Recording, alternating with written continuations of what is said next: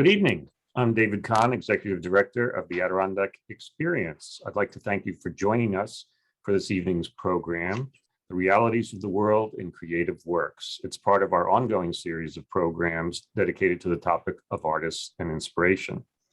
I'd like to begin tonight by acknowledging that the Adirondack Experience is situated on the unceded Aboriginal territories of the Mohawk and Abenaki communities. Indigenous people continue to live in this region and practice their teachings and lifeways. The Adirondack Experience is about to open its doors for its 2022 season. It's this Friday. We're very excited and we hope you'll come visit us. We're also thrilled to bring you a full season of both in-person and virtual programs over the next several months. Many of the programs will be focused on the subject of artists and inspiration in the wild, which is the title of a new permanent exhibit that we're going to open on July 1, 2023. That exhibit will be devoted to our unparalleled Adirondack art collection. You will be able to see in the exhibit works by all three of the wonderful artists that you'll be meeting this evening. Tonight, we're delighted that Dr. Gwendolyn Saul, Curator of Ethnology at the New York State Museum, has agreed to moderate our program. Gwen earned her PhD from the University of Mexico. Her current research focuses on collaborating with Indigenous artists and community members to address ideas and topics of central importance to Indigenous communities in New York. And I should say too, the New York State Museum is a fantastic place to visit, and I hope you'll all go there. Thank you, Gwen, for being with us. So I'm very honored to introduce this evening's speakers, Carrie Hill, Susan Hoffer, and Natasha Smoke Santiago. As I mentioned, we here at the Adirondack Experience have works by all three of these artists in our collections. I have known Carrie and Natasha for a while. This is my first meeting with Susan, but hi, everybody. So glad that you could be with us this evening. Carrie is Haudenosaunee and the owner of Chill Baskets. She's a full-time artist. Her works can be seen around the world, including at the U.S. Embassy in Swaziland, Africa. Susan lives in Upper J near Lake Placid. She focuses on telling stories in her works and believes in collaborating with each sitter. Her work has been featured in exhibits throughout the US.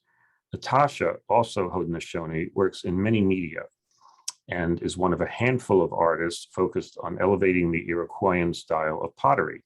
Her works are in the permanent collection of the American Museum of Natural History, the Smithsonian Institution, and countless other collections as well. Throughout this evening's presentation, please feel free to submit any questions you might have through the Q&A function at the bottom of your screen. Gwen will present your questions to the artists at the end of the program. So Gwen, please take it away. Thank you, David.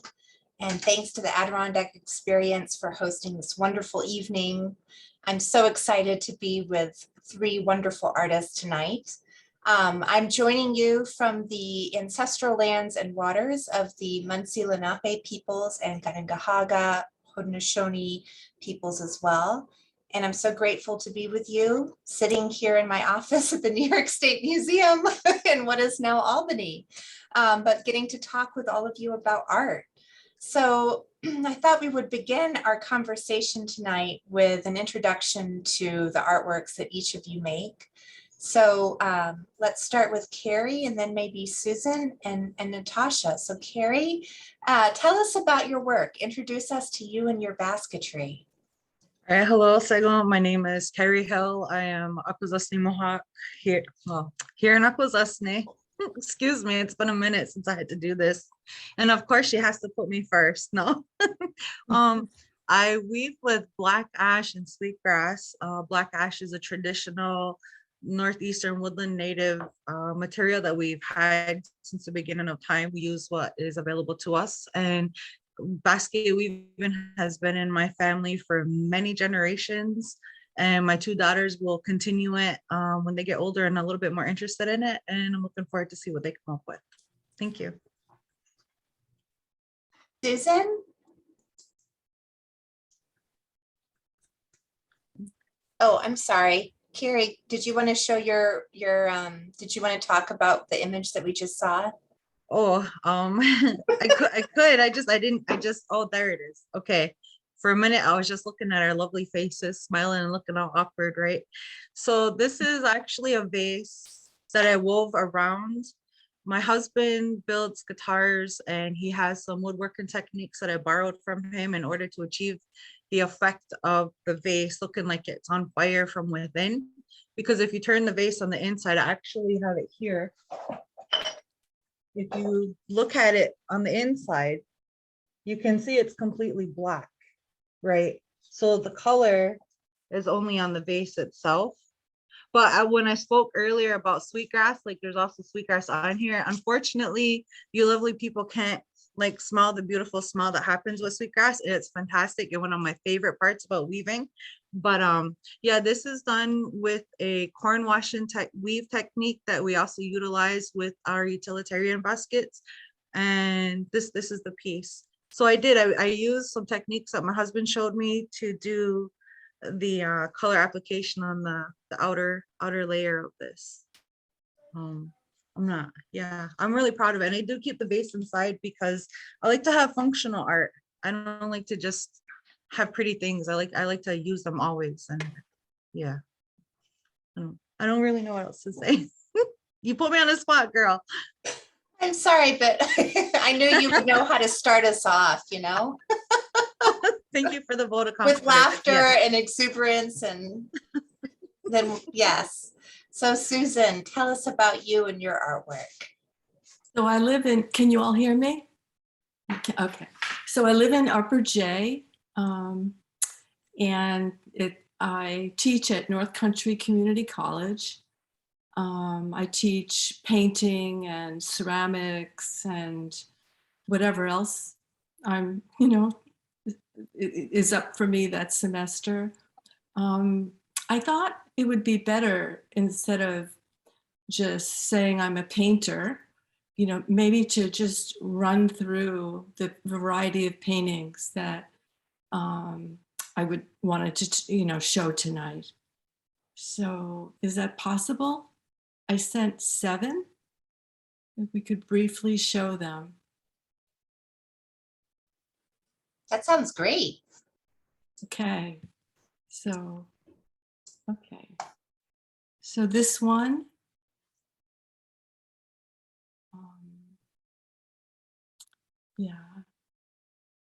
is one. It's titled A New Blank Tablet.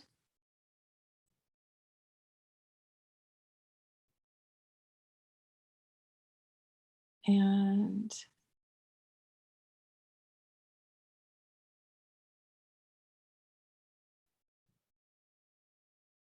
this one that is kind of showing in the bottom right, it's part of a painting. Is it possible to show the painting? Susan, are these are oil paint, correct? These are oil paintings, yeah.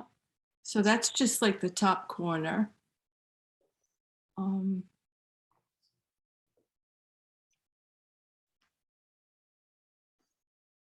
Getting better, getting better. There you go, there, okay. So this one is about climate change.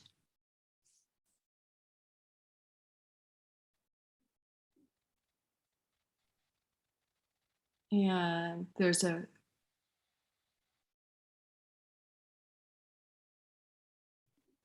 bunch of others.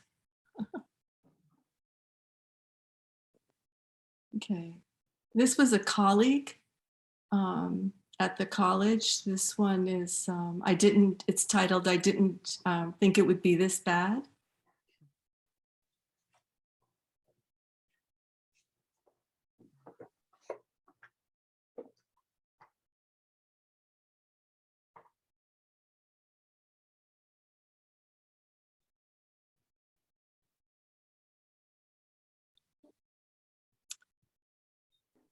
And this one is about biodiversity.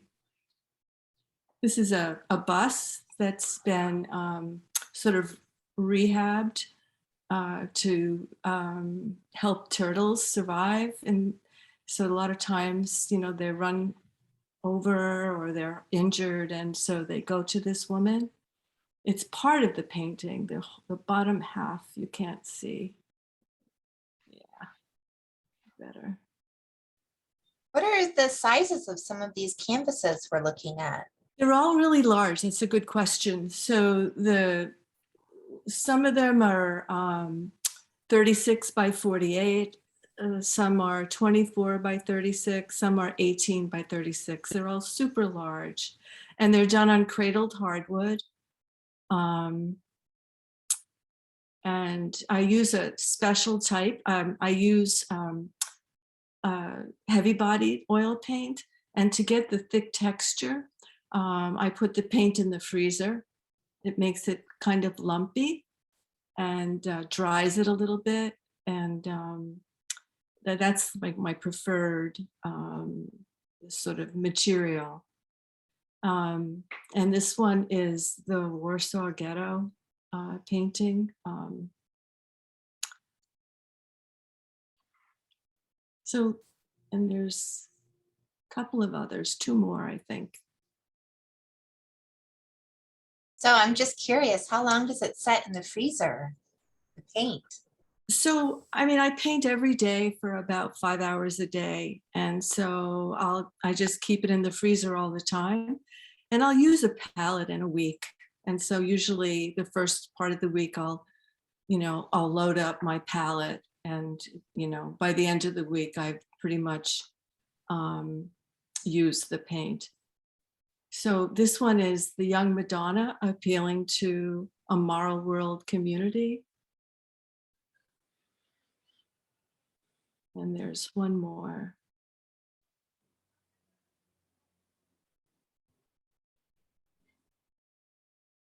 And this one is the moment I realized what my white privilege. And this was during COVID.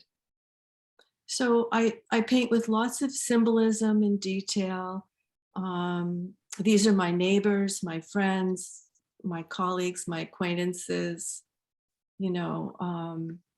just, people in my community.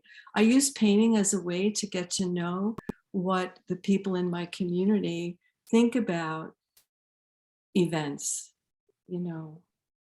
We're all looking at our smartphones, reading the news, right? And having feelings about the things that are happening. And so what I do is I try to, capture that. Thank you for that overview. I definitely want to return to some of the things you just mentioned about your work. But without further ado, let's also be introduced to Natasha, who also has multiple mediums, right? That you work with, clay and painting as well. Yes. Hi, everybody.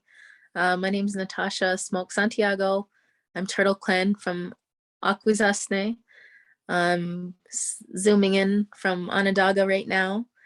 I was working at the Everston Museum today, working on some sculptures. And I originally started off as a painter. My mom said that I started painting when I was 3 years old. And I started selling at a young age at craft shows, powwows, the museum in House Caverns, the Iroquois Museum. I was about 8 years old the first time I started selling my paintings. So we have a painting example here. This is an older piece. This was a dream that I had of blue corn. And in my dream, there was all these bright, vibrant red and orange and yellow. So I tried to reproduce what I had seen in my dream. I don't know if you wanted to maybe kind of go through some more images that you have, and I can maybe talk about that a little bit.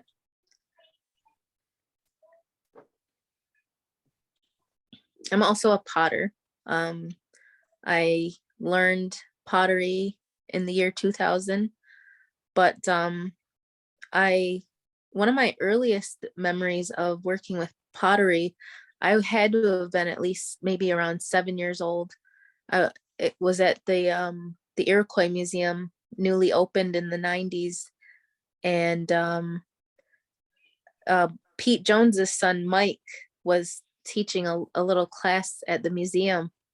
And he taught me how to make a bowl. And it was so fun. Like, I always loved the clay.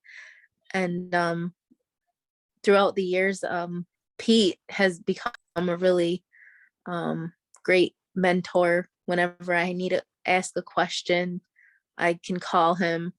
I've taken a class with him up in Ganawage, and he was actually always supportive of my work. And he had gifted me my first electric kiln some years back, and that always meant the world to me. I never forgot that, you know, that someone would do something so generous to help another fellow potter in their building their career. So the image that's up there right now, I think she's been rotating each side of the pot, but this one's titled East Coast to West Coast, We're Still Here. And it's a pottery about residential schools all across the whole United States, east to west coast.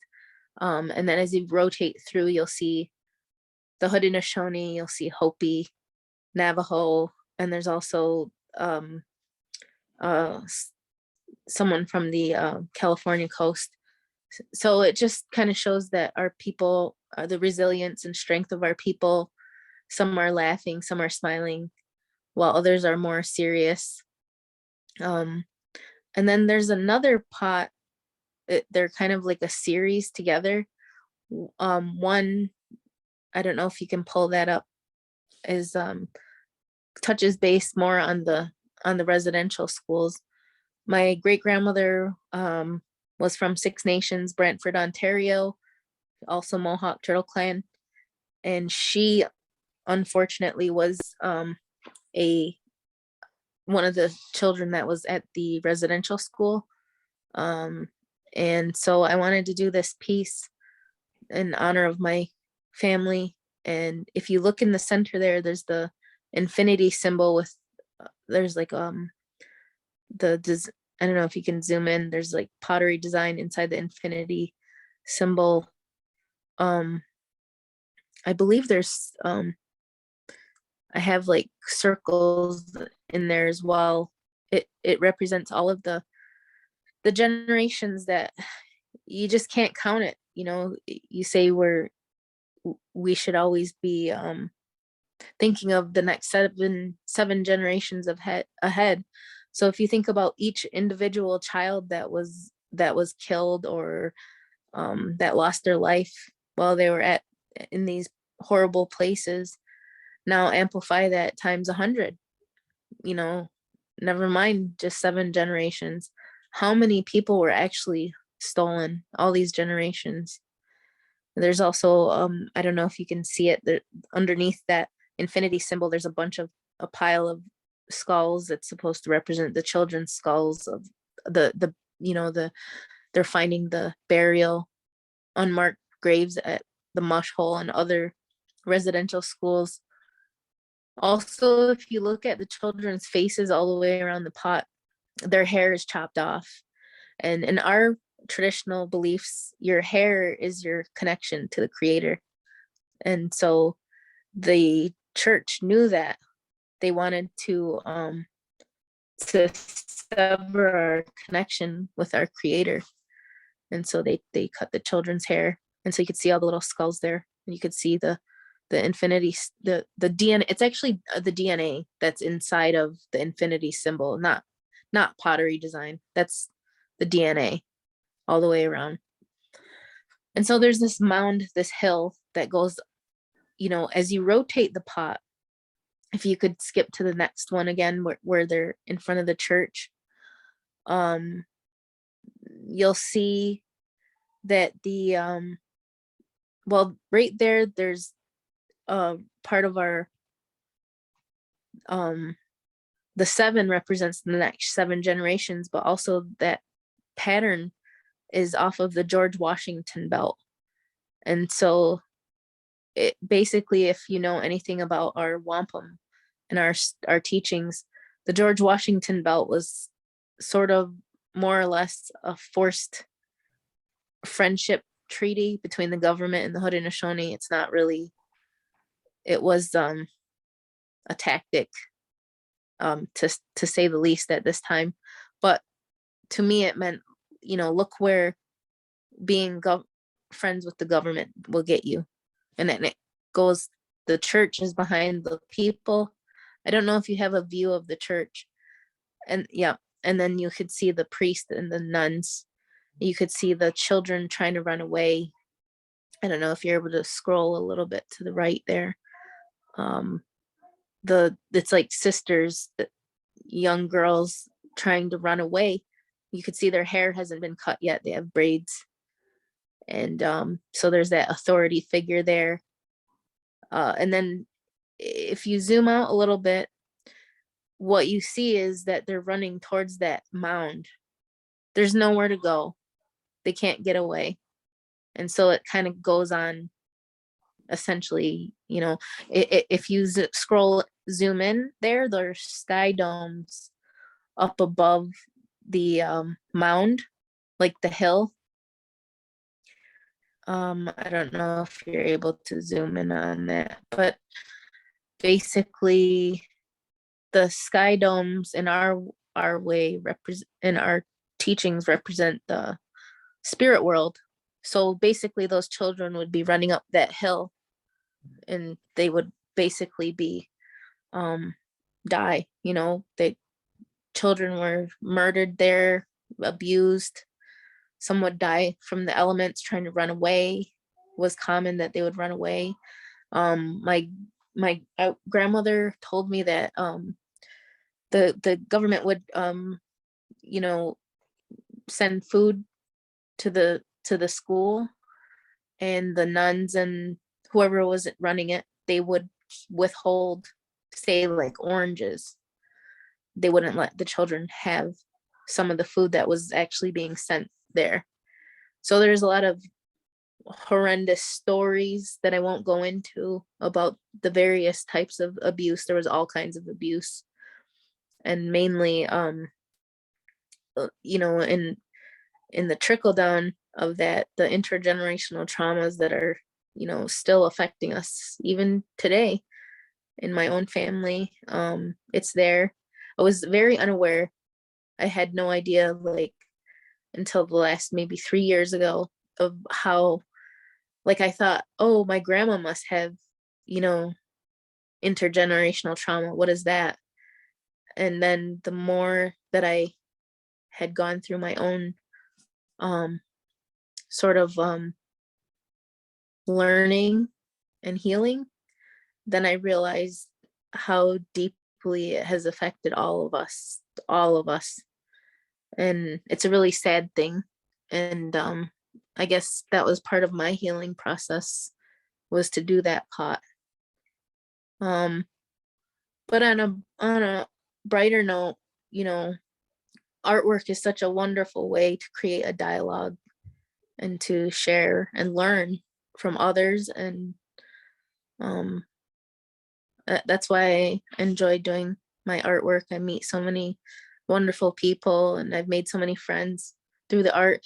In fact, I met Carrie through the artwork, and so it's so nice to be on the panel with her as well, sharing our work together as we've done for many years. Do you have was there anything that I maybe left out in my background, or? It was wonderful, Natasha. I'm sorry, I was waiting because there was a little bit of a lag in the audio and I didn't want to cut you off. Oh, that's okay. But thank you so much for talking about. I'm just gonna move over to the other corner because my battery is low. But continue. Well, I think there's so much rich symbolism and narrative in your pottery, and there seems to be quite a bit of rich symbolism and storytelling as well in Susan's work. So I think there's some interesting kind of parallels there in your processes and the way you think about your art making and creating. So, I was wondering, when you're making a pot and you decide to tackle a subject that's so heartbreaking, but needs to be addressed, like the residential schools and the boarding schools, do you kind of plan out the work in your mind and then kind of feel how the pot's going to come along, or what's the process? Well, for those in particular,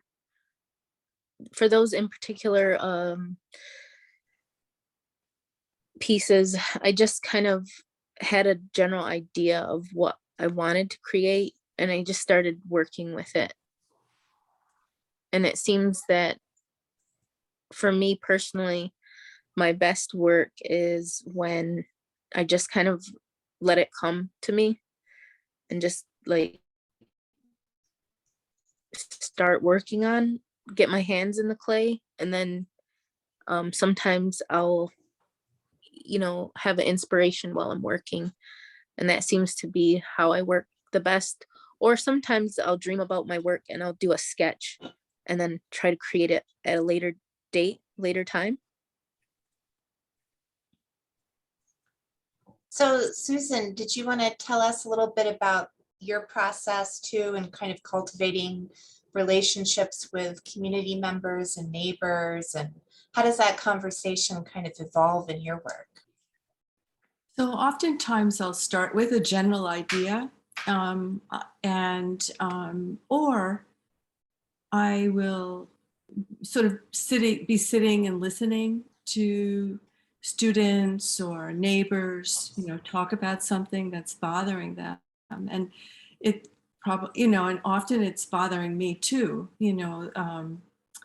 for example, the young Madonna appealing to the moral world community. That was in response to the Trayvon Martin killing.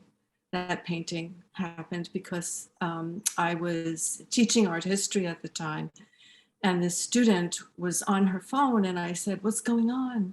She said, "Oh my gosh," and she told me, and sort of the whole class was disrupted because the students were so upset, and I had been teaching about Greece and how the Hellenistic Greeks felt that they were more citizens of the world rather than sort of this nationalist idea, and so I said, this is terrible, and we're all affected, all of us are affected, and and then she said to me, do you really think there's a moral world community? Do you really think that? I said, I don't know. I hope so. So I said, well, would you like to collaborate on a painting? And address that question, ask that question of the viewer. And she said she would love to do that. And so I just moved her over to the corner of the room by the window, and just took a bunch of snapshots, and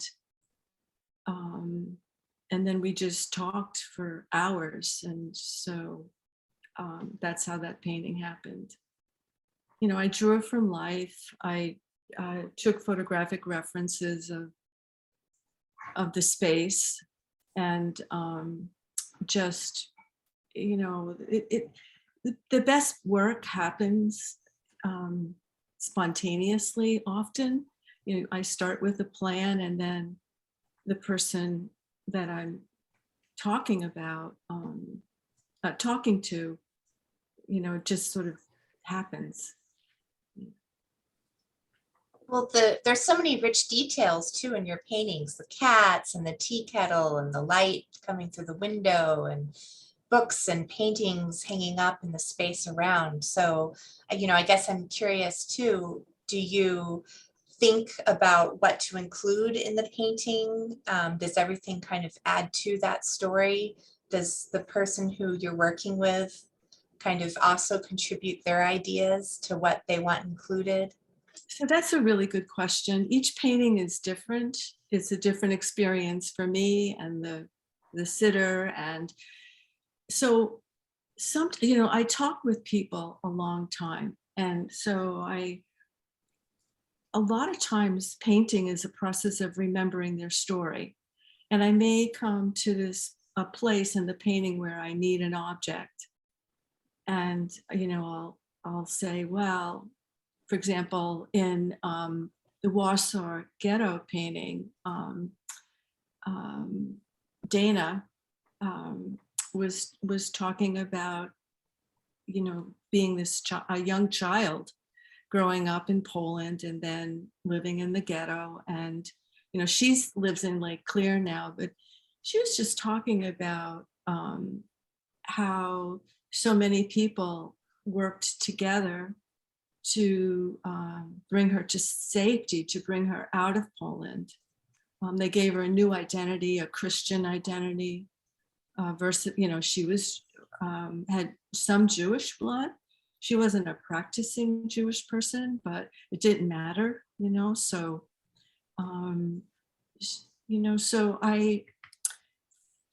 so she talks about loyalty. She talked a lot about loyalty.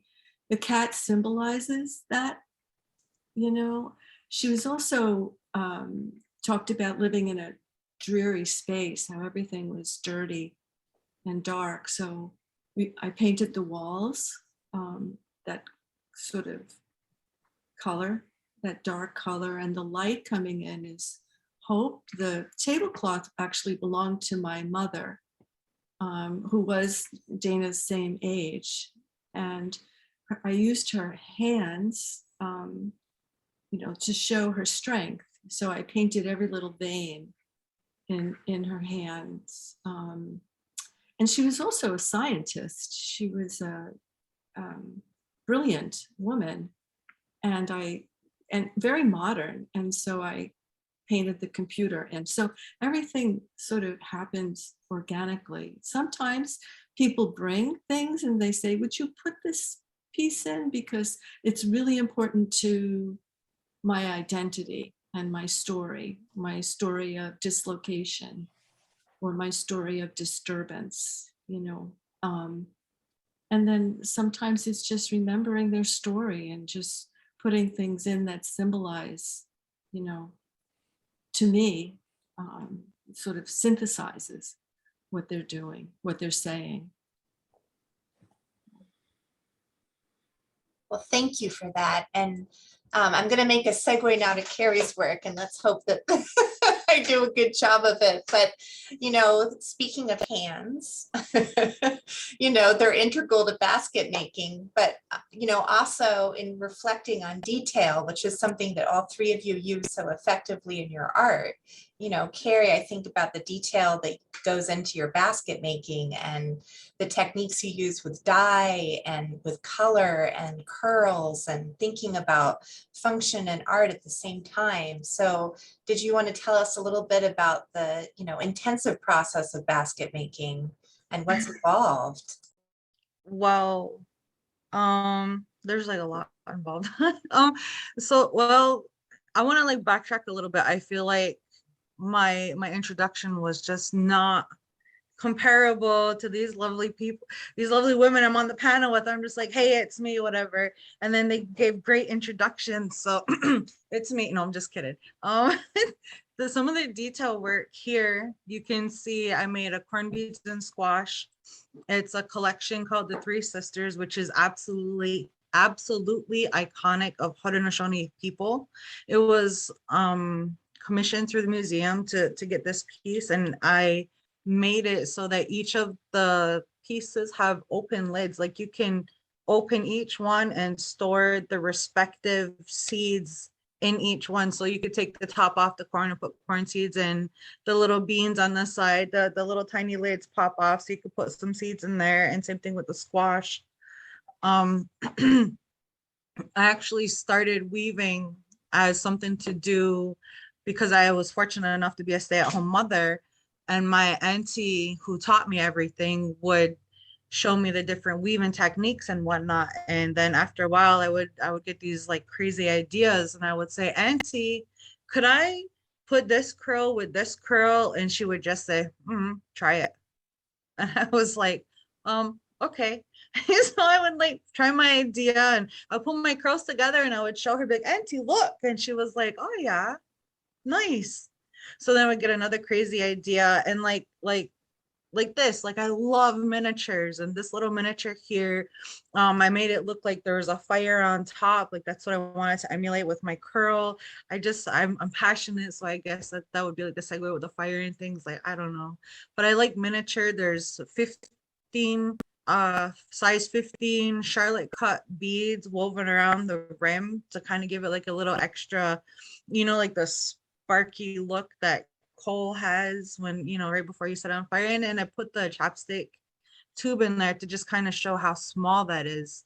And I get a lot of questions like, well, if it's smaller, is it easier to make? And I just kind of always say, well, are smaller children easier to handle than bigger children? And it's kind of like along the same idea, but I have a lot of fun making miniatures. But I started weaving when my youngest daughter was a baby, and I got to stay home with her, and my aunt, who wasn't ever like, we never did it that way, and she kind of like encouraged the crazy. And then this was a really fun piece. I was commissioned from the Cornwall Chamber of Commerce to create a piece to be auctioned off at their fundraising event, and their theme was Phantom of the Opera. And I didn't want to just do black and red and just put a rose on it. So I was like, well, that's simple. Like the rose is woven with black ash. It's actually done with the cedar weaving technique. There's no glue or wires. Everything is done with this on black ash. I actually wove the mask and then just kind of like really tried to get the spaces in there so it looked like it would actually fit.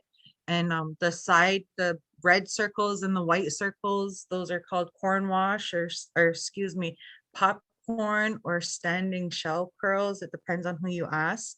And they were just kind of on there to show, to kind of like emulate the stage lights, because it's an opera, it's a play, it's on the stage, there's stage lights everywhere. And I had a really lot of fun making this basket. And unfortunately, the picture doesn't show, but on the sides of each, I'm pointing, like you guys can see what I'm pointing at. On the sides of the spokes that are upright, the edges are bright red, and it doesn't show in the picture. And each of those was colored one at a time to kind of give it like an extra pop of color, because I'm a sucker for small details. I really like the small, I like the details. I like the peekaboo moments. When I first started out, it was the natural flat weave, and now I can't. I love color, I love creation, I love making crazy things. This is a ear and a necklace set that I did for a magazine called Native Max magazine. We have a local cosmetics designer, Tisha Thompson. She owns Babes Cosmetics, and she was on a photo shoot in one of my basket classes. She mentioned the photo shoot, and there was another student in the class that does beadwork, and we were all getting along and just having a ball visiting. And she was saying, well, could you create something for the magazine? And the student and I collaborated on this, and the brown curls are actually gold leafed, so that the ends of the circles have like a hit of gold leaf on it, and then the detail of the woven part is also beaded. This was a lot of fun. I had a lot of offers, but I chose to just keep it for myself. I wanted to be fancy. I'm a bougie girl. I don't know if you can tell I'm fancy. No, just kidding. A lot of when I first started, though, it was very simple basket weaving, and it grew. Like this was an example of COVID inspired art, right? There was a few people that had posted pictures of woven masks here and there. And then I got tagged in a post and they said, Carrie, can you make me a mask? I was like, Carrie, I'm not gonna do that. And then I got tagged again and again, one more time. So 3 times I got tagged in the same post. And then finally, as a tongue in cheek, I was like, you know what? I got you. I'll get your mask by Friday. And I sat in the studio and I tried to figure out how can I get it. I wanted it to be dangerous and beautiful all at once. And these curls are called porcupine or pineapple curls. And I wove metal spikes onto it to kind of give it some little extra danger oomph to it. And when I captioned it, I said, the only thing it will protect you against is blindness, because there's nothing boring about this mask. I do really have a lot of fun creating those things. I do want to say though that when I did start weaving, Tasha was a very big proponent of, you know what, you could actually do your baskets full time. You could make a living. You could actually be a full-time artist. And she was a really big encourager. And like she said, we met through the art and it was great. Like, I'm not going to tell this story because it's personal, but it was a really cool way how we met through the art. And we talked till like 3 a.m, like fast friends for a long time. It was great. But the first 3 shows we did, it kind of flopped. And then she introduced me to Ganondagan after I started doing baskets more. And within an hour of being there, a complete stranger came up and purchased one of my pieces. And it was my moment, like, okay, maybe there's something to what she said. You know, maybe I am an artist. Like I grew up, my brother was always the artist and I was always the artist's sister, you know. And then I had to wait until I had my second daughter to kind of come into my passion, and I discovered that it's basketry. But I'm not sure how long I'll be able to do it because of the emerald ash borer, which is a highly unfortunate, beautiful little beetle. He's absolutely and completely decimating my trees. He's given me unusable trees to get, and because black ash is a very slow growing tree, no matter what we plant now, I'll never be able to use it in my lifetime. It has to be at least a 14-inch circumference, you know, to cut it down for it to be usable. And even now I'm finding that my materials are getting, they're not what they used to be. They're not, it's absolutely destroyed my materials. So eventually I might have to move on to other materials, which kind of makes me sad because nothing peels apart the way black ash does. Like black ash, if you're not aware of how the tree is done or how the splint is made, is you cut the tree, you pound off the growth rings, and then I peel it apart, and then I peel it apart and I peel it apart again. Sometimes I can peel it so fine that you can see my tattoos through it, you know what I mean? So I'm a coloring book right now, but I can peel the wood so fine you can see through it. And that's the kind of thickness I need to do those crazy points that were in the pictures. But there's no other trees that do that. You can split oak and you can split other ash, but it'll never be quite what black ash is. So that's highly unfortunate for me. Yeah. It is. Thank you for touching on that because it's super important. We have a couple of questions that I thought I would throw out here. So Natasha, I know the answer is yes, but maybe you'll answer, or you'll know more specifics here. Does the House Cave or does the Iroquois Museum have some of your work in their collection?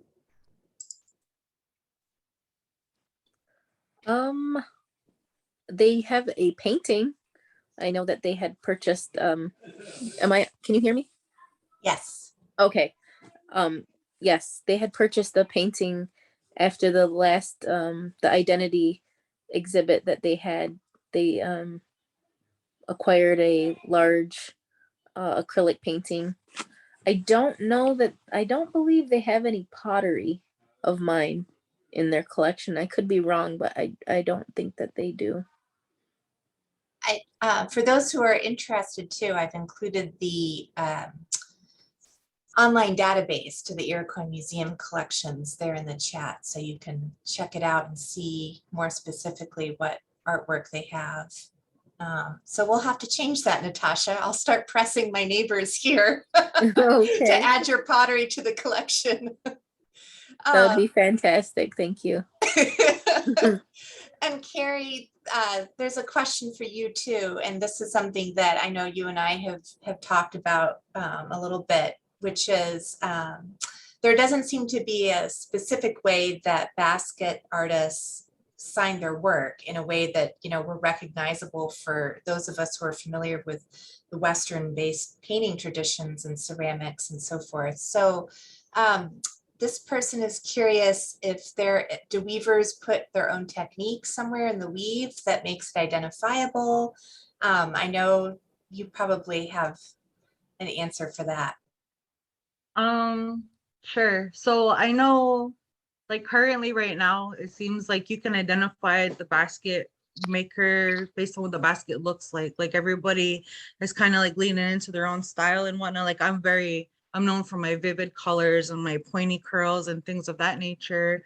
I know other people are known for just their natural basket weaving. But what I found going through different archives and things like that is that you can identify the basket weaver by the knots at the top of the basket. Like the little one I had, right? The miniature one that was next to the chapstick, the little black miniature with a little fire. As far as I know, I think I'm the only one that does those little points like that kind of looks like a fire, a lotus flower on top. I'm not sure. So that would be like kind of a nod to my identifier. So that little top part right there, I know a lot of basket weavers, they do circle curls and they have their own little signature tops. Like I'm just gonna grab my ants real quick as an example. I have it right there. I'm just gonna pop out for a second real quick, I promise. We got you, Carrie. Yeah, I think, you know, when you see enough baskets and you have an opportunity to look at collections and people's work over and over again, you kind of get a sense of their style. Yeah. So like, this is my aunt's top knot. See how it was different than the pointy one I just had? Oh, there we go. I'm figuring out the angles here. So you can see like here, it's flat and then it comes back around and it's just a little bit, it's just different than mine. Like hers goes this way. Some people just do loops. Some people have none. It just depends on, I guess, like who your maker is or who your teacher is, because then you tend to gravitate towards their styles also.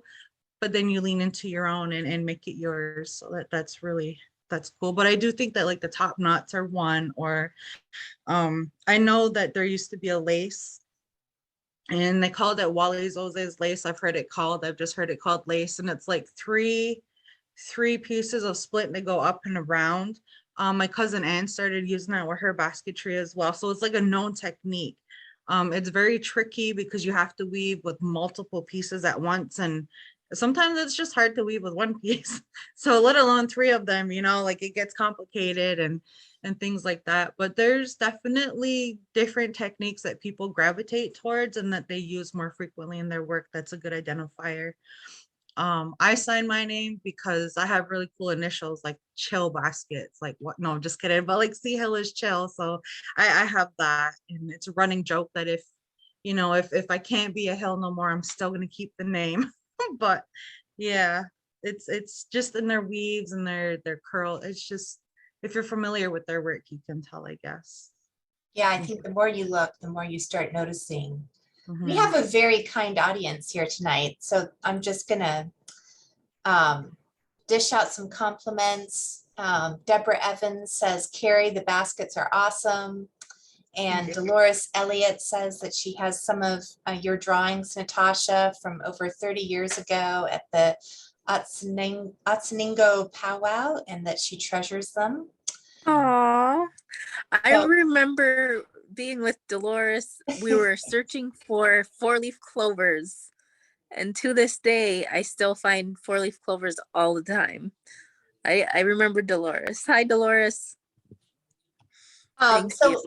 if you have questions for the artist, please send them in, questions for Susan, Carrie, Natasha.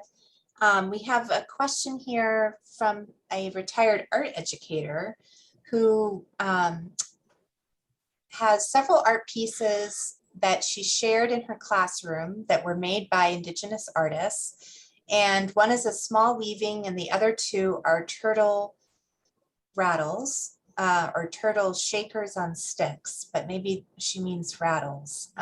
One has the artist's name. I would like to return or share these with someone who would appreciate them and take care of them. You know, I can put in my email address, but I think the experts here can probably better answer. So would either of you like to address that? Go ahead, Deb. Well, I think that's really great that she would like to return it, because the turtle rattles are sacred, and I don't know who it would be fair for it to go to. I mean, I don't know if she wants one of us to take it or does she want it to go to the museum. It might make more sense to, I really don't know how to. Yeah. Of course, I would want it, but I mean, the it might museum be, can but it never might be, accept that. So I can only act as an intermediary, you know, to pass it on to the appropriate community leaders and members. right. I wouldn't know how to sort that out myself. So I think it would be up to the individual where they would want it to go, you know? So, but it is sacred, and I think it's important that it gets returned. So thank you. A compliment on Susan's paintings. Sally Sheldon says they're so wonderful. Definitely love the detail. And here's somebody asking, Natasha, did you know Tammy Tarbell? Yes. Yes, I did. And I'm not sure, but I believe that we are somehow distantly related. So that's pretty neat too. I always looked up to her work. I remember seeing her at the Iroquois Museum down here in Onondaga. I always loved her work, and sometimes I would even trade with her when I was a young child, or I would sell my artwork at the craft shows and save up, and then I would buy little pieces from her.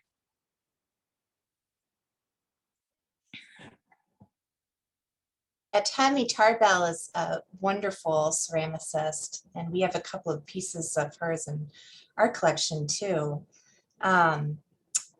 All right, so more questions for our artists. Anyone here?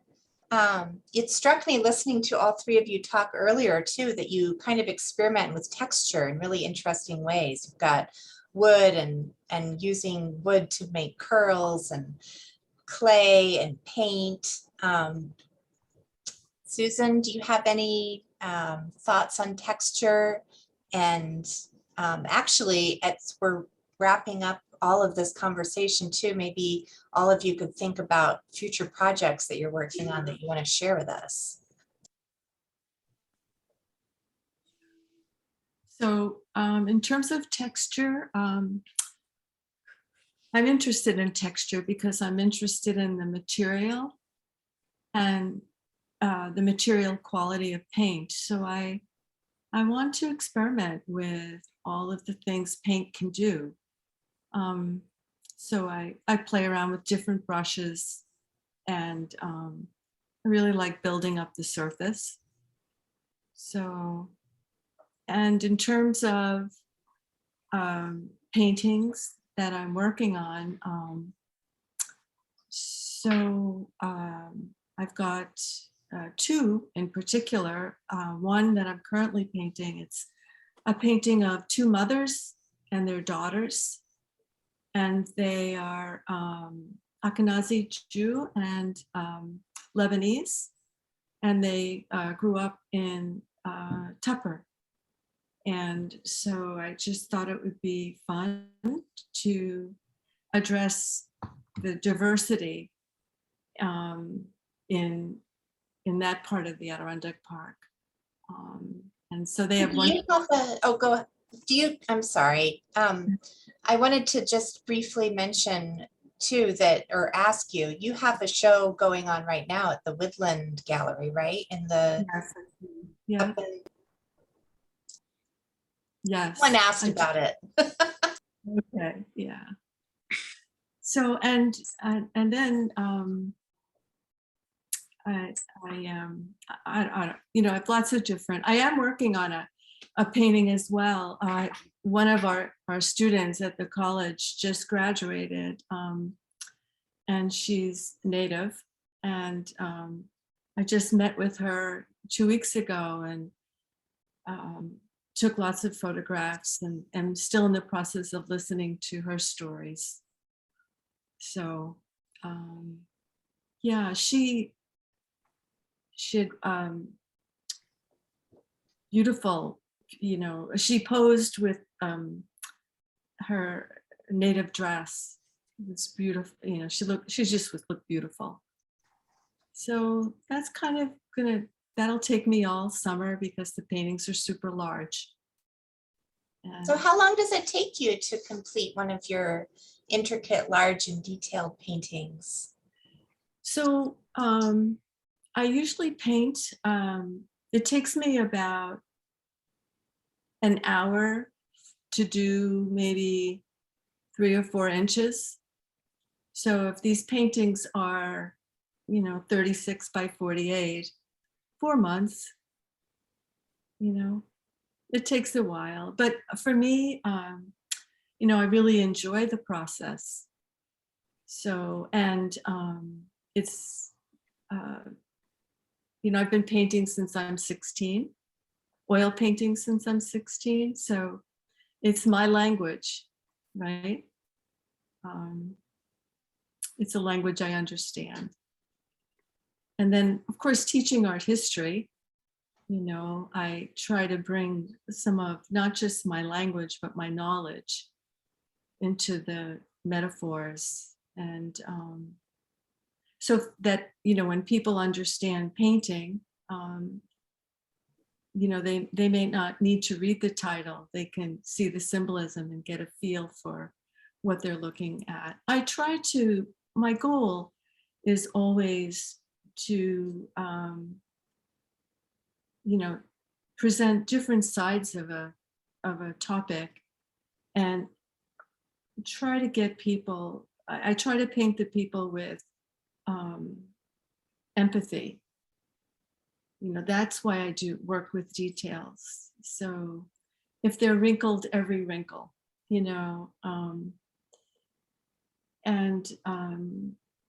so.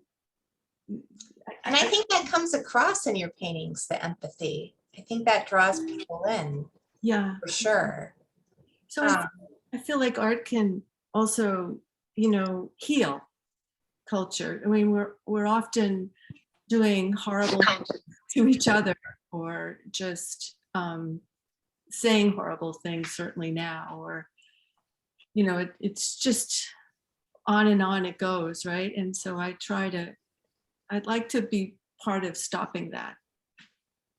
So that's why I do what I do. All right. So Natasha, Carrie, do you have projects you're currently working on that you'd like to share with us? Who's going first?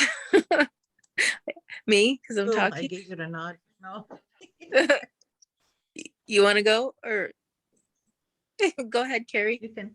Oh, I can. Okay. All right.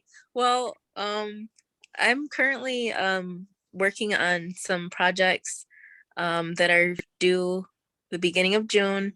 It's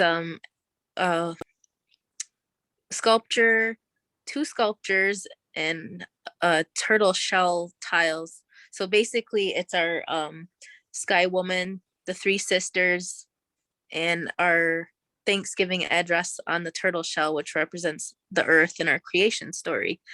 The unveiling is going to be, I believe, the first Saturday, or maybe it's Sunday, the first Saturday in June. There's going to be an unveiling in Plattsburgh, New York at Peace Point Park. It's right on the Lake Champlain, and it's to kind of, create an awareness in the community that's, Mohawk or Haudenosaunee land, and that we're still here, and just to kind of share some of our culture, our teachings within the community, and kind of like bridge a connection. So I've been working on the final pieces down here. I mean in Syracuse, and we'll be traveling back and forth to install it and to have it for the unveiling. So I've just been plugging away, and of course I'm a slow turtle. I wait till the really close to the deadline to get that get it done, but it's getting done, and it's coming out really beautiful. I have a little bit left, and I'm really happy with the sculptures. It's something that's kind of new for me to build so large with clay in a sculptural way. So it's kind of pushed me into a new realm, a new area where, I'm going to have to worry about the longevity of the exterior sculpture clay, and making sure that they're fired to a proper high heat. And so that's what I'm working on. And I hope that maybe some of you may be interested in attending. And if you are, I believe there's a Facebook page that you could look it up, and maybe stop by for the opening, the unveiling. Tom Porter's going to be one of the speakers who is going to be doing the Ohandagliwa Dekwa, the words before all else. So look it up. You can look up turtle sculpture on Facebook, and it should come up under Plattsburgh, New York. That's really exciting. That's great to hear. Thank you. Carrie, what you up to these days? Well, I just got done teaching at the local high school at Salmon River, and we did a week-long class with them. My daughter and I actually got to hire her on as my assistant, which is much needed right now. And this summer, I have a few summer programs that I'll be working with and doing classes for. And then I kind of intend on not doing a whole lot this summer. I would like to enjoy my summer. I got really spoiled COVID summer 2020. It was the first time in my artistic career that I had nothing but time on my hands, and it was a surreal feeling, but it was great to have that time to play with my ideas and whatnot. But it also reminded me that I'm allowed to have fun and play at the same time, kayak and camp and all of that stuff. So I'm very much looking forward to some of that, but just playing in the studio. I don't have any concrete plans for projects, just to keep creating. Yeah. Well, you say that, but you also just got through with the Herd Art Market in Arizona. So I think you've been busy. Yeah. It's been fun.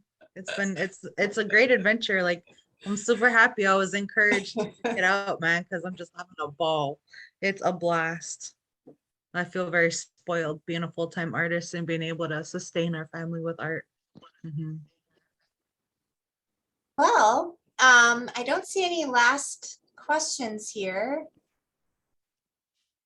So I just, I think it's wonderful that all three of you are such prolific artists, and that it's easy to find and see your work across what is now New York.